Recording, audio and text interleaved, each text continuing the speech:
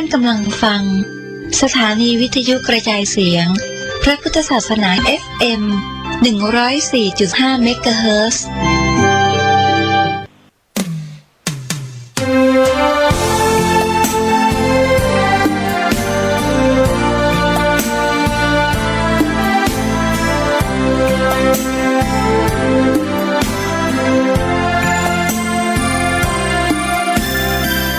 เข้าวัดกราบพระชำระจิตใจร้อนรุ่มสวงในอาศัยวัดว่าบรรเทาผิดหวังใจป่วยโชคไม่อำนวยช่วยเราเปิดใจรับเอาพระธรรมปัดเป่าดวงมันเข้าวัดเถิดนะอย่าได้โศกาพระพุทธรักษาพระธรรมมาช่วยป้องกันพระสงฆ์นาบุญช่วยลุ้นหนุนทางสวรรค์ปัญหาจบพลันเพียงท่านสงบอุราตั้งกายให้ตรงดำรงสติให้มั่นหายใจเข้ารู้ทันหายใจออกมันภาวนาจิตแจ่มใสเพราะได้รับการศึกษาศีลสมาธิปัญญาดีกว่าปริญญาทั่วไปเข้าวัดกราบพระพึ่งพุทธคุณอาศัยใบบุญหนุนนำให้ถึงเส้นชัยรักแล้วอกหักพระธรรมจะรักษาใจกราบพระครั้งใดชำระจิตใจให้ขาว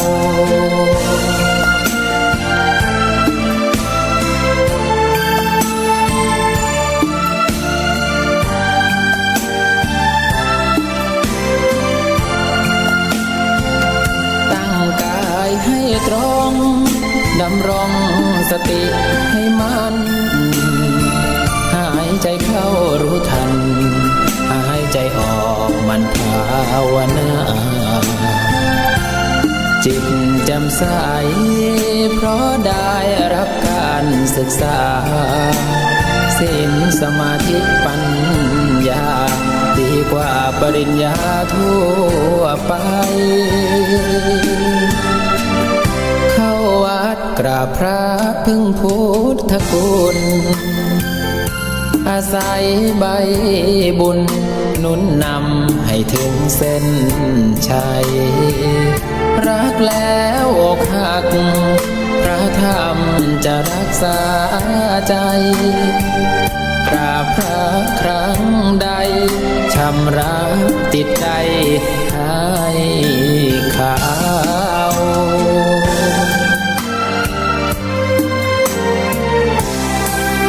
ชำระจิตใจให้ขาว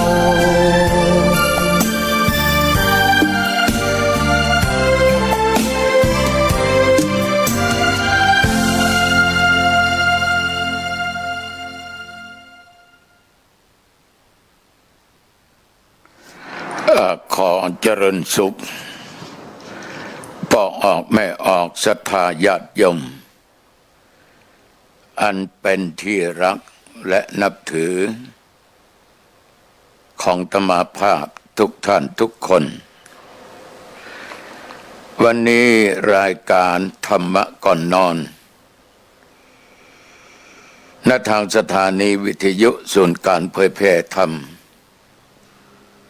ในคลื่น 104.50 ของวัดฝ่ายหินอำเภอเมืองจังหวัดเชียงใหม่รายการนี้มาพบปะกับญาติกับโยมเป็นประจำทุกวันอังคาร ตั้งแต่เวลาบัดเดี๋ยวนี้เป็นต้นไปทุกเจ้ามาออกรายการธรรมะอย่ามาดึกมาดื่นเป็นแตะเป็นว่าเวลาอื่นบ่มีกะอันนี้เป็นเวลาหลับเวลานอนเป็นเวลาพักผ่อนของเปิ้นของคนทั่วไปเมื่อวันก็ยะการอิดอ่อนหิวอ่อนเพลียใครพักใครผ่อนตุหนองตองนี่อย่างจะได้นะมันมาหลับกันนะมันพักผ่อนกะยังเอาธรรมะมาอูมาจ่าพอดึกพอดื่นอย่างอี้ตุหนอตุถ้าภัยกึดอย่างอี้ก็ขอสุมาอภัยด้วยเนอะ ขอสุมาเตะนะรายการนี้เป็นรายการแห้งไม่ใช่รายการสดเวลาขณะนี้อาตมาภาพก็ไปเทศนาธรรมคืนนี้เทศที่วัดศาลาตำบลน้ำแพร่อำเภอหางดงจังหวัดเชียงใหม่เทศที่ศาลาวัดศาลาในงานศพของเจ้าบ้านปนิมนต์ไว้เหมือนละหลายวันละฉะนั้นญาติโยมทั้งหลายขณะที่กำลังออกรายการนี้ทุกเจ้าอาจจะนั่งอยู่ในรถเดินทางกลับวัดหนองตองต้องขอบใจเนอะต่อป้าออกไม่ออกญาติโยมบางท่านบางคนก็เป็นแฟนรายการธรรมะมารับบานอนนะบางคนก็อิดหิวเหมือนกันเนี่ยการเข้าบ้านมาพอมืดพอค่ำอาบน้ำอาบท่ากินข้าวกินยังเปลี่ยนผ้าเปลี่ยนผ่อนเรียบร้อยแล้วก็มาเปิดวิทยุฟังตุเจ้าวันหนองตองนำเอาธรรมะมาอู้มาจาบางคนก็อโลโทรไปขอบใจเน้อหลวงพ่อเน้อนี่เป็นแฟนยามดึกนะไอ้หลอกโอ้โหขอบใจขอบใจที่รับฟังก็ขอบใจที่ไม่ได้ฟังก็ขอบใจที่ฟังก็ขอบใจและยินดีตัวเน้อญาติโยมไม่ต้องคิดอย่างนักเนอะคิดว่าเป็นหน้าที่ของตุก็แล้วกันตุเข้ามาบวชเป็นสมณเณรเป็นตุเจ้าในบวรพุทธศาสนาตุก็มีโอกาสศึกษาห้ำเยียนพระธรรมวินัยมีโอกาสได้ปฏิบัติตามศีลกินตามธรรมมากกว่าญาติก็โยมฉะนั้นสิ่งใดสิ่งใดที่ตุเจ้าปอจะเอามาอู้มาจ่าพอออกไม่ออกได้ฟังก็ไม่ใช่สุ่มสี่สุ่มห้ามาอู้นะต้องผ่านการปฏิบัติเจรไนมาก่อนอะไรถ้าเอาได้ปฏิบัติเนี่ยมันได้ผลเนี่ยเอามาอู้เอาก็มาอู้บ่ได้แต่ที่จริงเป็นจะได้ก็หู้นะ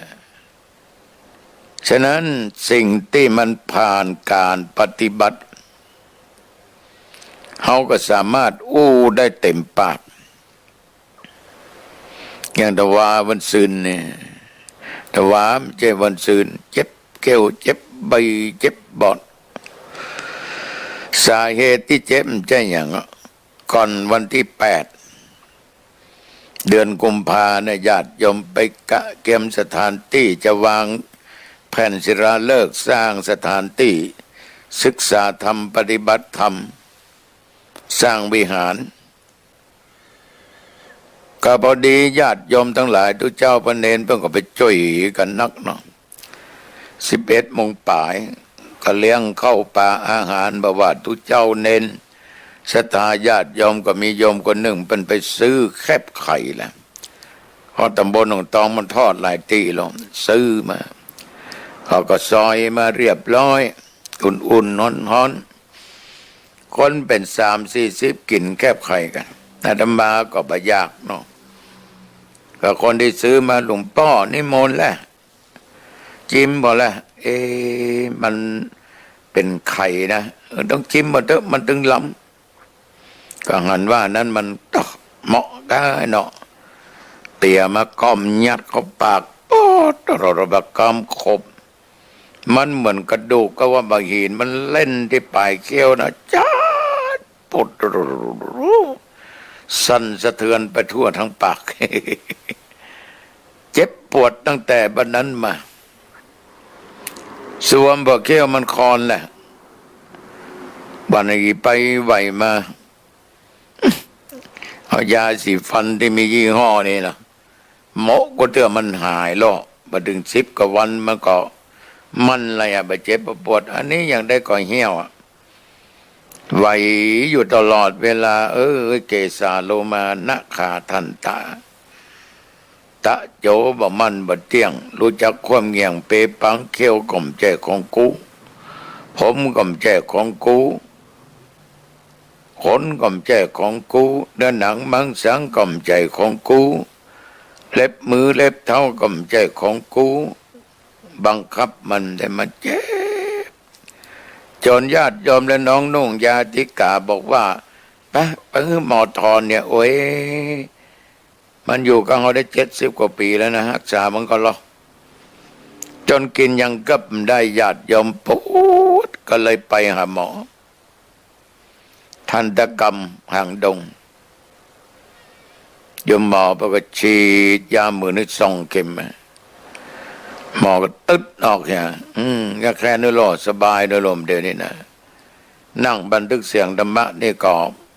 เป็นเวลากลางค่ำกลางคืนดึกดื่นละไปเทศมาละเลาะ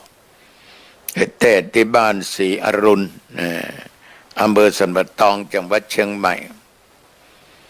ก็ไม่ออกญาติโยมท่านผู้ฟังทั้งหลายเอาเจ็บเขี้ยวนี่นะบอกบัดถูกนะถ้ามันปั่นขึ้นหัวจะมาไปเจ็บเขี้ยวถึงหมูจากคุณพ่อคุณแม่มันยังเขาว่านะน้องถ้าจะแต้นะน้องน้ำตาปปังปึกทอดออกไปแล้วยมทั้งหลายถอนออกไปยังมีปวดอยู่เจ็บอยู่จำเป็นต้องกินยาแก้ปวดแต่ก็ดีที่มันขำอยู่นั้นกินจกมาตลอดจมตกก้ายญาติยมทั้งหลายเนี่ยเอาอย่างหันได้ว่าของทุกอย่างมันก็มแจ้ของเฮานะเกลมันก็มแจ้ของเฮาอย่างใดก็ตามญาติโยมตัวเจ้าก็ยังนำเอาธรรมะมาเทศมามาจ๋าศรัทธาที่เพิ่นหุ่มฟังกันได้ฟังกันเนาะชีวิตของคนเฮาเนี่ยศรัทธามันก็ผ่านไปเนาะประเดี๋ยวนี้คนเราถึงวันมาเป็นทุกข์กับโรคโคโรนาเนี่ยเดี๋ยวนี้นะโคโรนา91กับ19อ๋อทุกเจ้าก็บ่ค่อยสนใจเอาไปที่ไหนนี่สวมหน้ากากเสียกัน สวมหน้ากากเสียกันก็ไม่จำเป็นต้องสวมเนาะเพราะป้องกันไว้ดีกว่าแก้แต่มันแยกจะแก้ไขไม่ทันที่เราจะประชุมคณะสงฆ์ถึงจังหวัดวันที่31 มีนาเนี่ยหลวงพ่อกำลังออกหนังสือให้สวมหน้ากากป้องกันโรคโคโรนาทุกองค์นี่นะ2,000 ปลายกันเนอะเอาพอได้มีก็ทุกเจ้าสวมหน้ากากไอ้นะมันก็ดีนะถ้าสวมเหมือนกันหมดเลยนะเข้าท่าดีพอไม่ออกญาติโยมทั้งหลาย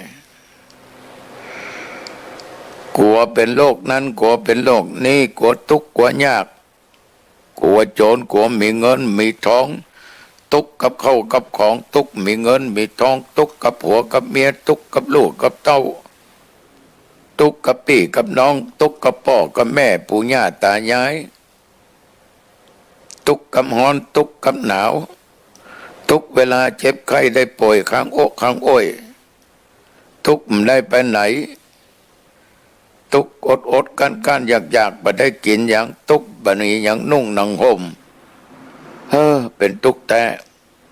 มาเป็นทุกกับตุเจ้าเขาแหมโหเป็นใหญ่มาทุกกับตุเจ้าก็เดี๋ยวก็ป่วยหลวงก็เดี๋ยวก็ป่วยน้อยก็เดี๋ยวก็ตานโขยก็เดี๋ยวก็ตานต้นเงินก็ตานต้นทองก็เดี๋ยวก็พระป่ากฐินเนี่ยก็เดี๋ยวเก็บนั้นเก็บนี้ก็เดี๋ยวตายหาหมอเก็บก็กุมไม่หมอสเปดตุกไปปัวหลวงก็ดีไปเป็นตุกแต่เกิดมาในโลกนี้บางคนอยู่ที่ไหนเงากกงกนึกถึงอดีตที่ผ่านมาเป็นตุกฉะนั้นญาติโยมครูบาอาจารย์พระมหาเถระเพิ่นจึงบอกว่าคนเฮาที่ตุกถึงวันนี้นะตุกเพราะความคิดหรอกชอบคิดถึงเรื่องที่มันผ่านไปแล้วมันแต่นะเนาะโยมบางคนเกิดขี้เก่าขี้หลังก่อนเคยไปอยู่กับคนนั้นเคยไปแอวกับคนนี้ได้กินได้ว่าได้อู้ได้จ๋าตัวแม่มีที่หั่นตัวพ่อมีที่นี่กึดมาเกิดถึงผัวถึงเมียปัจจุบันเนี่ยโอ้อย่างนี้เอาคนนั้นอย่างดีโอ้อย่างนี้เอาคนนี้อย่างดีกินแหนงเงาได้มาเอาไอ้นี่อีนี่ สุมาเถอะเกิดไปสปะปวดหัวงบบางคนก็กึดถึงขี้เก่าขี้หลังกับเพื่อนกับฝูงมิตรแก้วสหายคำที่ในนั่งกงเล่าด้วยกันเอวด้วยกันสังสรรค์เฮฮาด้วยกันบางทีก็ตายจากกันไปแล้วนะข้างได้ก็นึกยังก็กึดตั้งกันอยู่บางคนก็กึดถึงการถึงงานที่ผ่านมาโอ้โหอย่างอี้ลืมจะไปเนี่ยลืมจะไปทำเป็นตาอันนั้นเป็นตานี้ทำมือเป็นตุกนักขึ้นไปได้บางคนนี่ญาติโยมทั้งหลายตุกกินแหนงมาได้บวชเดี๋ยวนี้บวชมาได้ละกุกะนะโมละโหก็มันบวชกึดสปะสเปดญาติโยมกึดหาเงินหาทองหาเข้าของที่เสียไปแล้วกึดต่อใดมาดึมได้คืนมันตึมได้คืนมันเสียไปแล้วโลกบางคนก็เสียเพราะเล่นการพนันอย่างบางคนเนี่ยงวดแล้วได้สักกำเนี่ยโอ้เสียดายสตางค์เป็น400-500โอ้ยคือซื้อข้าวสารมาไว้มาอย่างดีไว้หงอย่างดีก็มันเสียไปแล้วมันก็บ่ถูกไปกึดมันอย่างเนี่ยยอมทั้งหลายเรื่องที่มันผ่านไปแล้วก็มันแล้วไปต้องค้นมามันต้องมาเป็นทุกข์กับมันเอากึดเท่าใดนะมันก็ทำอะไรอย่างบัดได้อยู่ดีก็มันเป็นอดีตแต่ไม่ก็มันผ่านไปแล้วลูกสาธุชนญาติยอมอย่างเขี้ยวตุเจ้าเนี่ยเสียดายเนาะสมมุตินะเป็นตาเฮาเนี่ยมักหวานมันเลยเป็นแมงเป็นตาเฮาเนี่ยกินอย่างพอแช่ไข่จะมีดูกะมีหินมีอย่างกระหมูฟังกินขาดสติก็มันผ่านไปแล้วก็เลยบอกให้กึดถึงมันอย่างใดโดยแก้ถึงใดสู้เฮากึดแก้ไขปัจจุบันแต่ว่าเลยถอนเนี่ยย่ามไป ถามว่าเสียดายก็เสียดายอันอยู่ตัวเราได้ถึง70 กว่าปีเนาะเอาอยู่ได้74อย่างน้อยเมื่อ73 ปีป่ายมันอยู่กับเอาปล่อยมันแต่เนาะมันยังหักมันยังไหวมันยังเฟือนมันยังคอนก็เลยถอนออกไปฉะนั้นญาติโยมสิ่งที่เป็นอดีตนั้นผ่านไปก็คือผ่านไป บดีนำมากึดมันจะเป็นทุกข์น่าจะเป็นทุกข์มันบ่ได้ดีอย่างสักอย่างนอกจากจะทำให้เราเนี่ยตุกไปตุกมาซ้ำไปซ้ำมาอย่างนั้นอะอย่างบางคนเพิ่นบอกไปเกิดมันอย่างไปล่ำไปเหลือไอ้คนที่ตายมันก็ตายไปกันแล้วไปเกิดนักไปบอกโอ้ก็ไปแต่บอกเกิดไปถึงบอกโอ้ไอ้ฟาดตัวจะตายตัวโอ้กึดอย่างอันไปกินยาอย่าไปแขวนคออย่าแล้วมันได้อย่างขึ้นมานึกกะว่าเจ้าตายตัวเปิ้นแล้วจะได้ไปอยู่ด้วยกันมีทางก็เพราะเหตุใดมันมีทางจะเป็นไปอย่างนั้นเพราะบาปบุญมันคนละเรื่องมันสร้างมาบัดเต้าเดียวกันเฮาสมบัติทำอัตวิบากกรรมไปฆ่าตัวตายอ่ะเหมือนกับฆ่าพ่อฆ่าแม่เลยนะเพราะในชีวิตสรีระร่างกายเฮานั้นพ่อแม่เปิ้นเป็นคนสร้างมาให้เฮาดินน้ำลมไฟหมดนี่นะญาติโยมทั้งหลายอาการ32 21 12นี่นะตาม3เนี่ยเป็นของพ่อของแม่ลูกแล้วไปทำร้ายก็ออกไม่ออกอัตตวิบากกรรมการกระทำเพื่อแก่ตัวเองฉะนั้นความเสียใจนั่นน่ะมันทำให้เพิ่มความทุกข์ขึ้นได้บางคนกึดถึงเมียกึดถึงผัวกึดถึงลูกถึงเต้ากินแหนงได้ด่ามันกินแหนงได้ขับได้จำมันหนีกินแหนงไปกินแหนงบอดประเดี๋ยวแม่ไปอยู่ไหนพ่อไปอยู่ไหนลูกไปอยู่ไหนโอ้ก็พ่อเป็นทุกข์แม่เป็นทุกข์ลูกเป็นทุกข์เอาเข้าเตียวไปเตียวมาก็เพิ่มทุกข์นักขึ้นในที่สุดหาทางออกผิดไปฆ่าตัวตายเนี่ยมันมาได้ดีอย่างสักอย่างซ้ำไปซ้ำมาพอออกไม่ออกทุกอย่างในโลกนี้ในโลก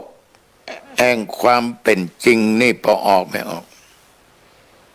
บอกว่าสัตว์มนุษย์สัตว์เดรัจฉานว่าวัตถุสิ่งของมันมีแต่เคลื่อนไปสู่ไปข้างหน้าเลื่อนไหลเคลื่อนไปเป็นอนิจจังทุกขังอนัตตาอนิจจังคือของมันบ่เที่ยง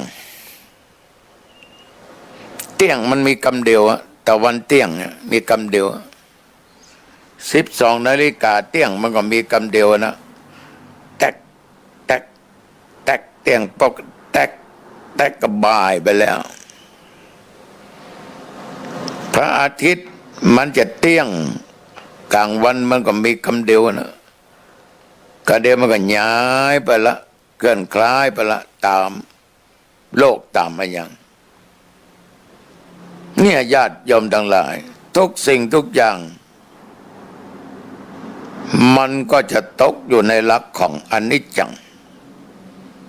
มันบัดเที่ยงแต่บัดแน่บัดนอนเพิ่นถึงบอกว่ามีความเกิดเป็นเบื้องต้นแปรผันเป็นท่ามกลางคือเปลี่ยนแปลงแตกสลายตายไปในที่สุดมันบอกว่าเปิ้นบอกว่าตัวว่าคนชั่วว่าคนดีว่าคนมีว่าคนจนว่าคนชนิดใดว่าเป็นตุว่าเป็นคนบ้านพ่อแม่พี่น้องศรัทธาญาติโยมมันล้วนอนิจจังผ่านไป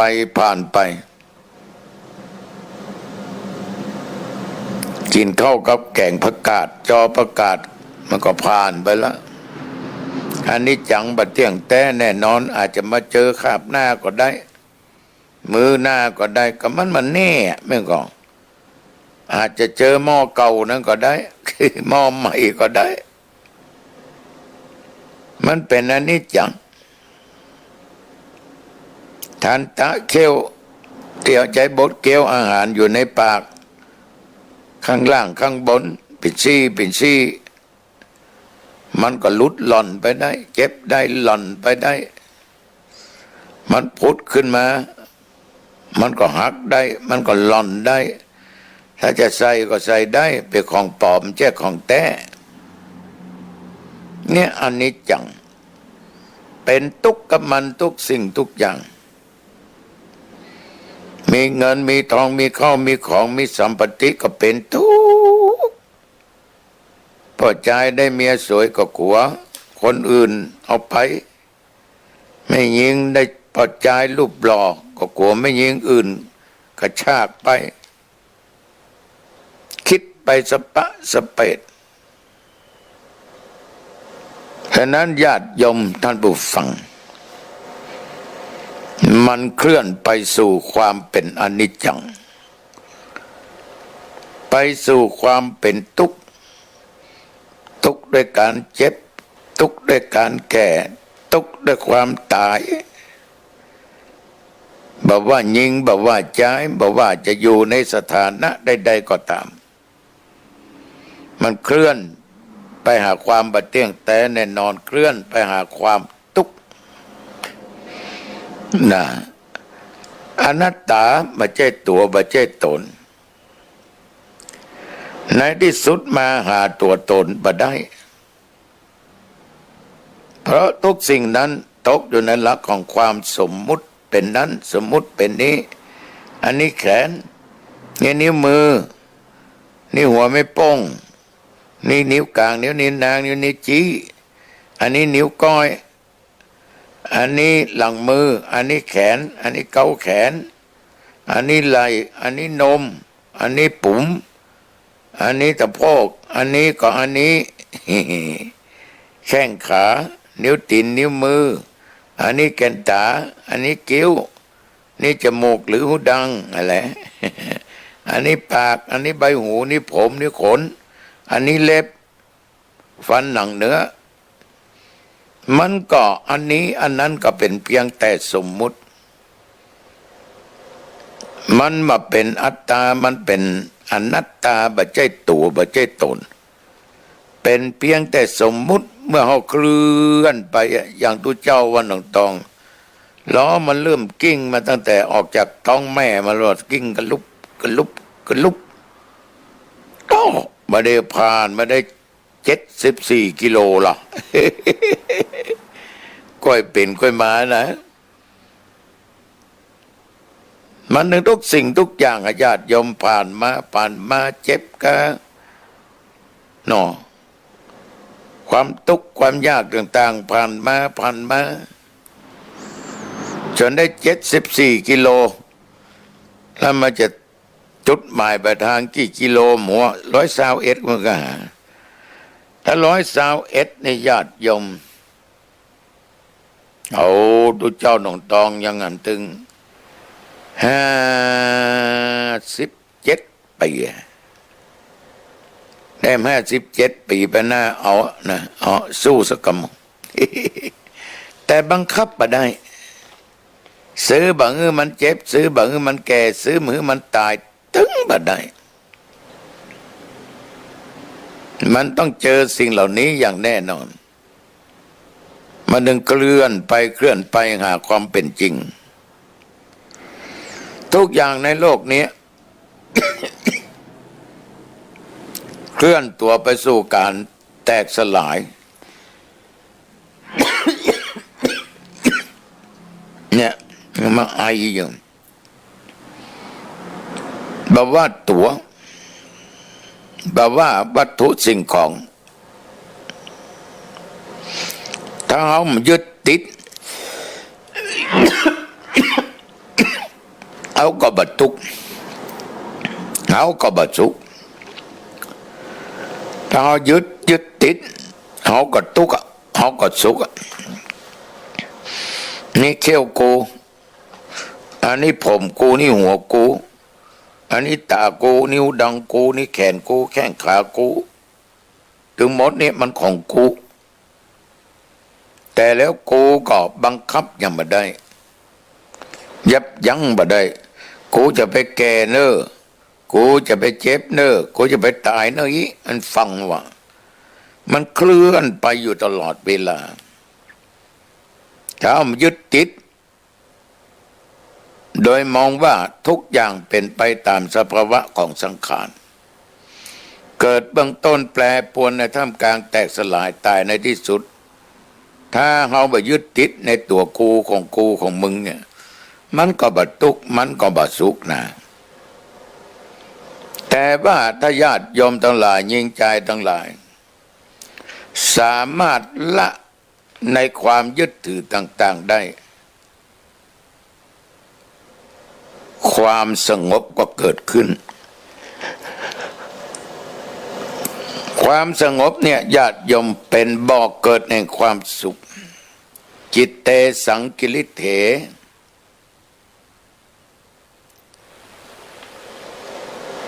คิดเอาเนี่ยญาติโยมทั้งหลายถ้ามันเศร้าหมองก็เป็นทุกข์ถ้าบัดเศร้าหมองก็มีสุคติเป็นที่หวังเป็นที่ไปฉะนั้นญาติโยมท่านผู้ฟังเจ้าพระคุณสมเด็จพระญาณสังวรสมเด็จพระสังฆราชท่านได้กล่าวไว้ว่าค่าของคนบ่ได้นับที่มีทรัพย์สินมากหรือนับจากตำแหน่งยศศักดิ์ศรีหรือนับจากปริญญาเอกโทตรีแต่อยู่ที่ผลงานการกระทำแสดงว่าค่าของคนเนี่ยอยู่ที่การกระทำบ่ว่าทางกายทางวาจาทางด้านจิตใจคุณค่าดีเพราะเอาทำดีพูดดีคิดดีคุณค่าบดีบ่มีค่ามีราคาเพราะการกระทำก็บดีการโอ้ก็บดีการคิดก็บดีฉะนั้นศรัทธาสาธุชนญาติโยมในชีวิตการอยู่ของเราเนี่ยต้องมันมีค่าที่สุดงัวควายจ้างม้าตายแล้วเหลือเขาดูหนังคนเฮายังใจกันได้ปางลวงสุกปางลวงสุดปุ่มและไส้ยังกินอิ่มท้องมนุษย์เอาตายสหายพี่น้องมามีภัยห่วงข้องอะไรสุดแต่ดุพวกเอาขว้างเหยียบไก่กลัวเป็นพิษภัยเป็นผีมาหลอกบ้านเป็นปีมาหลอกบ้านจะสวยจะงามจะล่อขนาดไหนก็จ้างเถอะผิวพรรณวรรณะดีขนาดไหนก็จ้างเถอะลองมดลมหายใจตายไปกันยกขึ้นไปจะเอาขนาดผัวมันเมียมันตายเมื่อมันได้กันแอวกันถึงวันอยู่ด้วยกันมาบรูข้างกันตายปุ๊บกันไปคิดไปนอนเฝ้าเมียไปปล่อยเมียนอนคนเดียวในร่องมันบอกเอาว่ากัวผัวมึงตายไปนอนเฝ้าไปเอาบอกเอาไปได้เมาสักคนญาติยอมทั้งหลายเพราะมันมีกล้าหัวควายจ้างม้าตายแล้วเหลือเขาดูกหนังคนเฮายังใจกันได้เพราะกันเขาควายก็มีราคางาจ้างกับปุถุธโมสังโฆราคาเป็นหมื่นเป็นแสนเป็นล้านปุ่นไม่ก็ขนาดเขี้ยวเสือเขายังเอามาถือว่าเป็นสิ่งที่ดีป้องกันตัวได้เขี้ยวตันสมหายดุกงัวดุกควายในญาติโยมเป็นประทำปุ๋ยกันได้ลงสัตว์เดรัจฉานเนี่ยแม้แต่คนมันอย่างคนเป็ดคนไก่เนี่ยคนสัตว์ปัญญาทำเสื้อทำผ้าคนเสือคนมีแล้วคนเป็นอย่างพ่อขนาดเส้นผมบดายังรังเกียจฉะนั้นญาติโยมทั้งหลายมันมีกล้า จะมียศถาบรรดาศักดิ์มีตำแหน่งหน้าที่จะเป็นใหญ่เป็นโตเป็นรัฐมนตรีนายกรัฐมนตรีเป็นตู้เจ้าในฐานะตำแหน่งนั้นสมณศักดิ์อันนี้อันนั้นมันก็ตึมมีค่าถ้าบ่สร้างคุณค่าทางกายทางวาจาทางด้านจิตใจให้ดีคุณค่าที่ดีเนี่ยต้องมีถึงศีลต้องมีถึงธรรมอยู่ในจิตในใจถ้าไร้ศีลธรรมเมื่อใดญาติยอมละลายคุณค่าก็มันไหลตกอวบไปฉะนั้นเจ้าพระคุณสมเด็จเนี่ยท่านถึงบอกไปว่าตรีโทเอกจะเป็นด็อกเตอร์อย่างก็จังเลยถ้าหากว่าบะหมี่ดีมันก็หมดค่าสู้ช้างหมางัวควายเป็ดไก่หมูหมาจิ้นหมาก็ยังกินให้กินจิ้นคนบ้างจิ้นงูก็ยังกินควายสมัยเขาว่าลาบหมอยหมูประเดี๋ยวนี้อันตรายน้อยเขาก็ยังไปคั่วบางคนเปิ้นคั่วยังเดือดนะให้ไปคั่วอย่างเนี่ย บางคนยังกินดิบก็มีป่ากันอย่างสปะสเปดมันมีคุณค่าในทางโภชนะอาหารแต่คนเราตายปุ๊บเนี่ยยอมมีกล้าก็ไปตึ้มเอานะดังว่าแต่เนี้ยเอาลาบไปเอาไปแกงอ่อมไปเอาไปปิ้งไปมีทางเอากระดูกมาต้มไว้ใส่น้ำก๋วยเตี๋ยวใส่น้ำขนมเส้นมีทางฉะนั้นศรัทธาสาธุชนญาติโยมก็ไม่ต้องไปคิดอะไรอย่างนักกันนะคิดปัจจุบันเนี่ยว่าจะทำมาอย่างให้ดีที่สุดจะจะจ่าอย่างให้ดีที่สุดจะคิดในใจจะทำมาอย่างให้ดีที่สุดแต่อดีตที่ผ่านไปนะสิ่งใดที่กึศก็บดียึดมันถ้าหันว่าดีก็สามารถเอามาปฏิบัติเป็นหลักเกณฑ์ได้ถ้าหันว่าบดีสามารถถ้าไปเจออย่างนั้นจะต้องทำอย่างนั้นเองก็แก้ไขได้แต่อนาคตก็เช่นเดียวกันเป็นของที่ยังบันแน่บันนอนแต่สมควรวางอนาคตไว้อนาคตจะไปคาดหวังว่าต่อไปจะต้องเป็นอย่างนั้นต้องได้อย่างอย่าไปกึศต่อใดก็ตุกนักต่ออันเกิดกึศไปแล้วมันบ่ได้สมปรารถนามันก็ยิ่งทวีคุณความตุกมากยิ่งขึ้นไปคนอื่นยังได้คนนั้นยังได้คนนี้ยังได้เขาก็ดีก็เด่นหรือมันก็อยู่เอาเป็นใหญ่จะมาได้เอาละเอาไปเปรียบเทียบสปะสเปดสเปเอระคิดไปคิดมาซ้ำๆซากๆอยู่อย่างนั้นนะมันก็เลยเป็นทุกข์มากฉะนั้นศรัทธาสาธุชนความคิดเนี่ยมันทำให้เกิดทุกข์แต่บักคิดอย่าเลยนะก็ใจมันได้นะต้องคิดเมื่อคิดในปัจจุบันเนี่ยเมื่อมาภาพนั่งบรรยายธรรมะญาติโยมฟังเนี่ยที่นั่งนี่เวลาขณะนี้ก็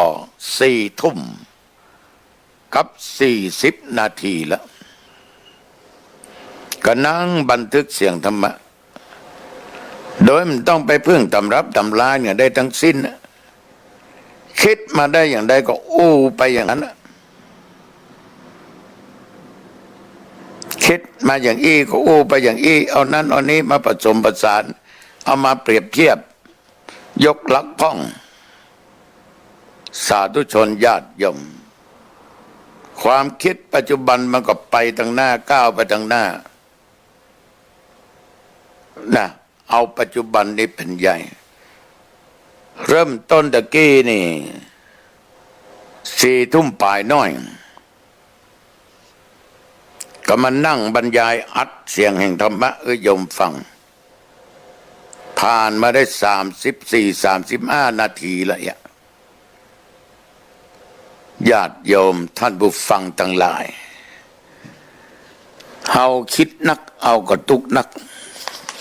เฮาคิดน้อยเอาก็ตุกน้อยเฮาบ่คิดเอาก็ตุกชีวิตนี้น้อยนักแต่ว่าชีวิตนี้ก็สำคัญนักชีวิตของคนเราเนี่ยน้อยนัก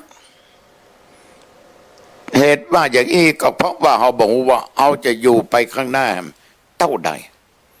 กี่วันกี่เดือนกี่ปีสามารถที่จะหูได้แต่ชีวิตเนี่ยสำคัญนักเขาจะยะจะได้มันได้ในสิ่งที่ดีๆเกิดขึ้นกับชีวิต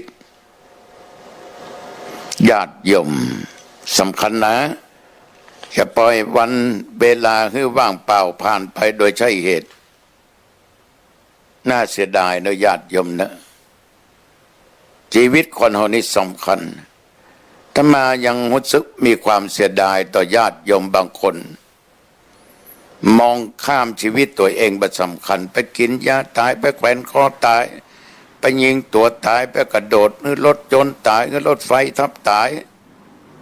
ขี่รถมอเตอร์ไซค์ไปมงงั้นมงนี่หูเลี้ยวรอดไปเหรอ